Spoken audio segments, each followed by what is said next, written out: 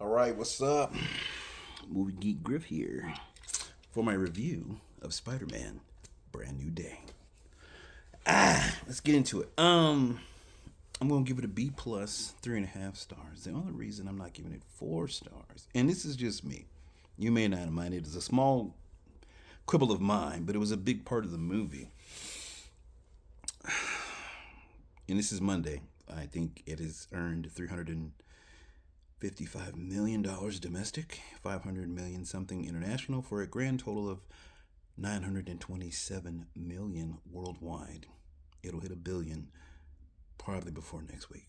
So a shit ton of people have seen it. If you're a true Spidey fan, true Marvel fan, MCU fan, Marvel Cinematic Universe fan, web-headed friendly neighborhood web-headed wall crawler fan, then you've already seen it. If you haven't, sorry, this contains some spoilers, just a tad.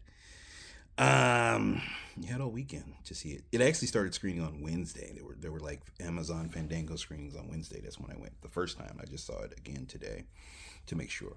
So yeah, 3.5 stars, B plus, because I couldn't give it 4 stars because Sadie Sink's character is who we all know, who we all knew, beforehand. She who must not be named, you know who, that person. Um, that person took me out of the movie. Her character of, sorry, spoilers. You should have seen it already. It's Monday. Jean Grey. Jean Elaine Grey. I never knew Jean's middle name was Elaine. Shout out to Seinfeld. But anyway, she took me out of the movie whenever she was in it, because what they were telling us was this Spider-Man is gonna be more grounded, more street level. He's not gonna be on the cosmic shit, fighting aliens and whatnot.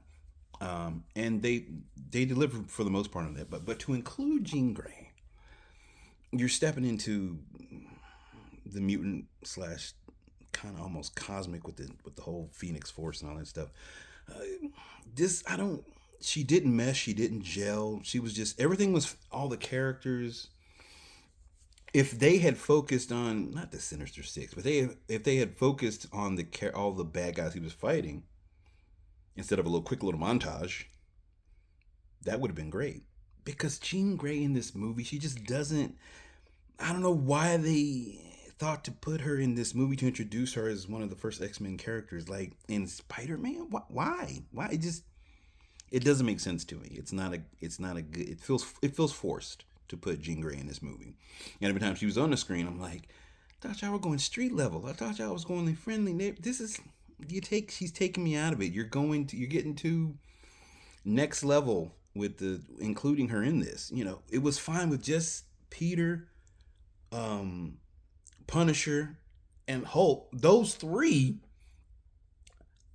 That's all you needed. You didn't need Jean Grey in this movie. You did not. She didn't gel. She didn't mesh. She took me out of. I'm like, this is next level X-Men telepathic mutant cosmic shit. Why is she here? Why is Jean Grey here? I didn't like it. I didn't like her in the movie. But everything else worked. That's why it's 3.5 stars, B plus.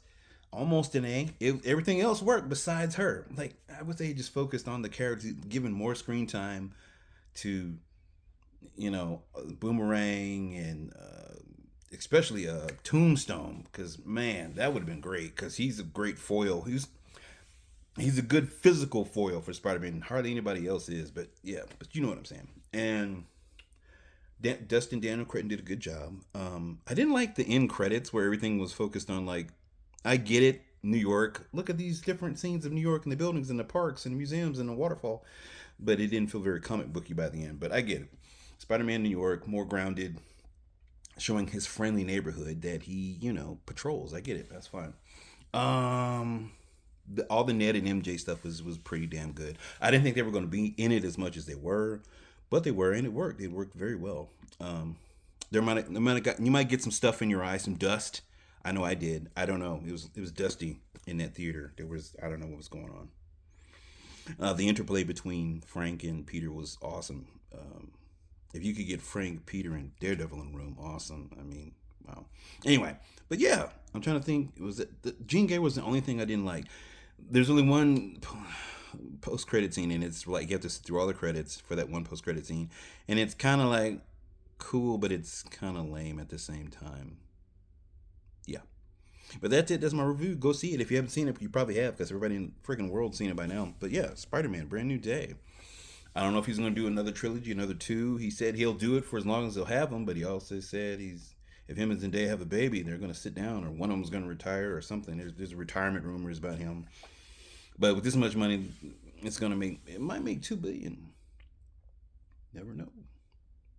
But yeah, go see it. It's awesome. If you haven't seen it already, you probably have. But yeah, great movie.